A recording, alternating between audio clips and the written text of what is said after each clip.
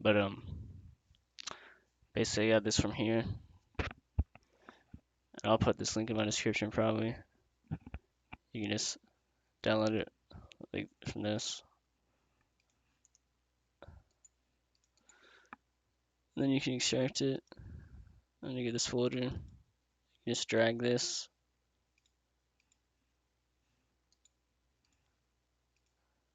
Into your CFG folder like that. So you go like that. And usually this is the main part for 120 FOV, CLV or CLFOV scale 1.7. And since they're removed configs, the like actual autoexec doesn't work. Like usually if I change my settings in game, it would turn off 120 and I would just be able to activate it with F12. And then also like you'd press X to do super glide with the super glide config for me, and then it would drop down to 30 FPS. And I would just put whatever cap I wanted right here, and I would change that. And then on my launch options, I would also put my FPS cap right here, FPS max 60. I'll probably also put this in the description or whatever.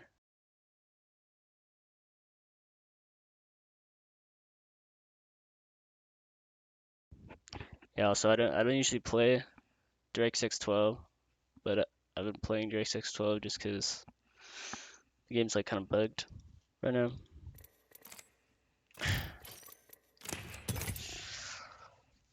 Let me get to game.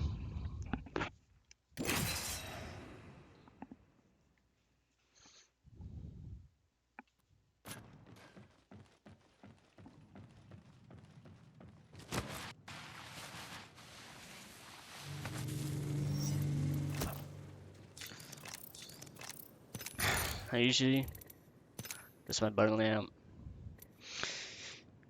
You can do L2 and R2, jump and crouch, but like when you full press onto a button, there's trigger blocks. So if you try to spam, if you're like nervous or something, then you just won't be able to jump. Like I'll try, like I'll jump, and then like at the very bottom, when I full pull, like it won't register it sometimes. Like I'm jumping right now, but it's not jumping. So like you can swap this or whatever if you want. Like you can put L2 R2 jump right here maybe, but like I just like when you're crouching, right? I like to be able to full press because it's like if you have like you have this, it's like you still, like I'm just tapping it or whatever, and you still have to full press it. But so I don't know, I'm just not used to like tapping like this or versus like holding. Versus like with the triggers, you just are always doing that. You're just always full pressing basically. So I'm just used to that more. But you can do whatever you want. And then yeah, these are my settings basically. Yeah, it's better to play 4-3, but like I don't know. 4-3 is like more versatile. Like someone jumps over your head, it's like really hard. So if you're on 3-3, I can still play 4.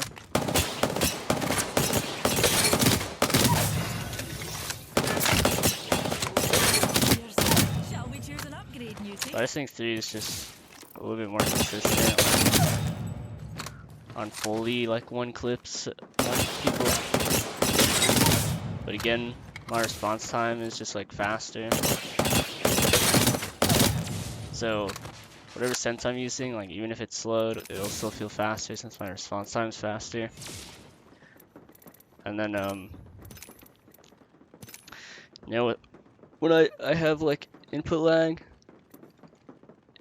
I'll just figure it out like day to day, and I'll just see how it feels at the beginning of the day. But sometimes like I'll change my per optic on 3 times to 1.02, 4 times 1.03, or like I'll go 1.03, 1.04, and then sometimes I'll do this. I used to go 0.99, but I stopped doing that. And then yeah, I don't know, sometimes I do that, but I don't do that as much anymore. And if your response time's faster, then you just don't need to do that at all on either.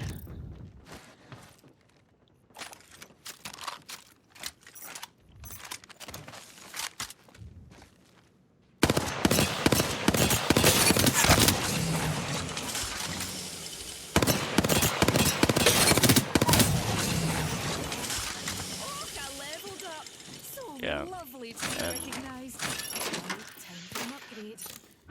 I don't know, you change your settings, like right now it's 120 FOV actually.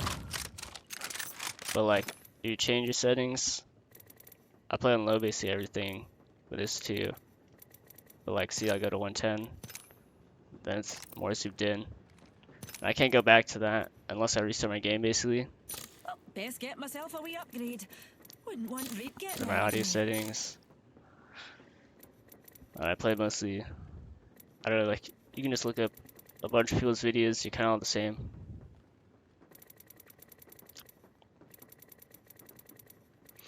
The biggest thing I think is like,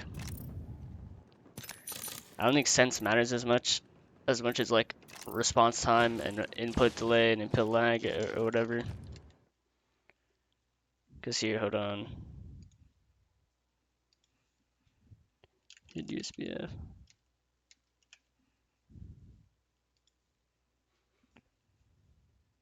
This is another thing that I do. This is similar to polling rate. Most like, you know, like mouses do the same thing or whatever. Like you can change your polling rate through Logitech G Hub on Logitech G Hub mouses, and that's like an official thing and stuff. But this is like unofficial, I guess. So pros, I don't think they can do this, but you know, it's helped me a lot. Yeah, just click code, download, extract, go into this. One thing though, actually, if you're in you know, you have to look up a video on how to go into your BIOS, but if you can do that, then you need to disable secure boot before doing this. I've never had a problem with these, but some of my friends do. And then yeah, just go and hit USBF, extract this, and then go to hit USBF, drivers, setup.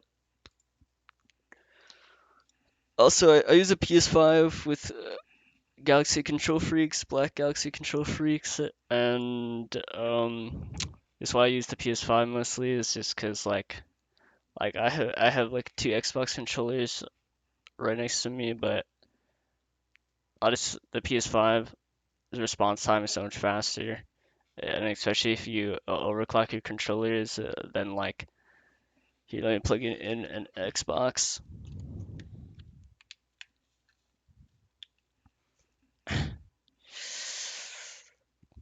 It's the Xbox. It only goes up to like a 1000 on default. I think it's 500. I'm not sure. You just I have filter on devices and I set to all, and then install service or whatever, and restart, and the one should change.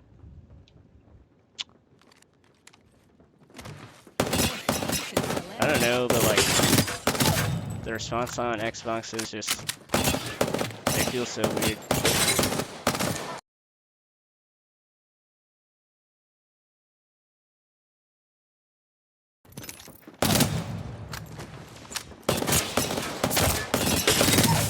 I don't know, it feels like I have to like drag my aim.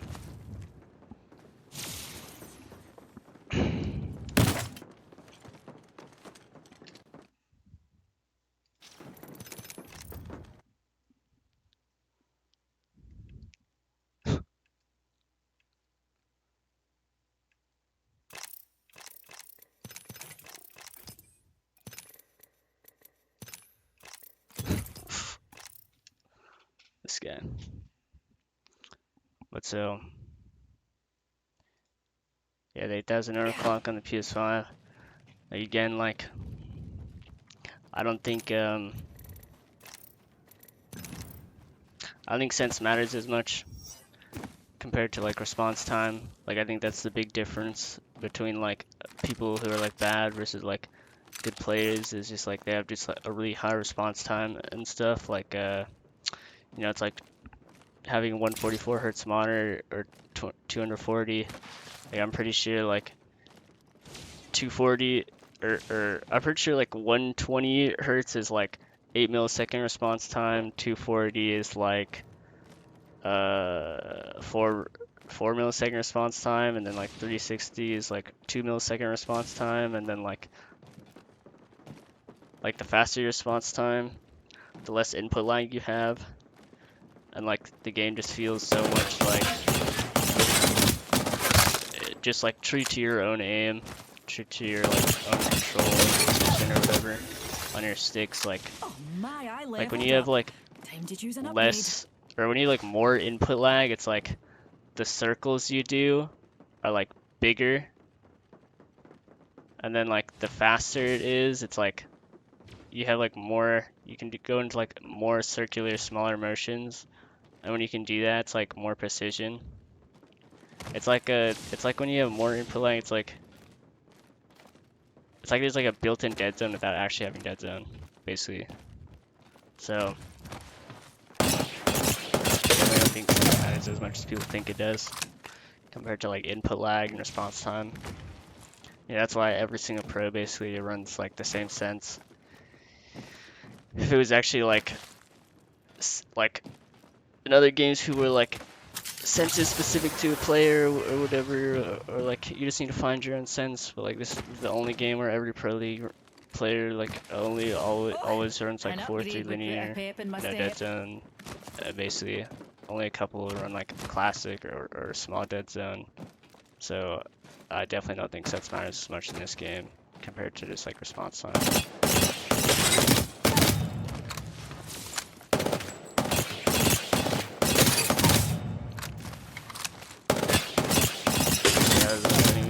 But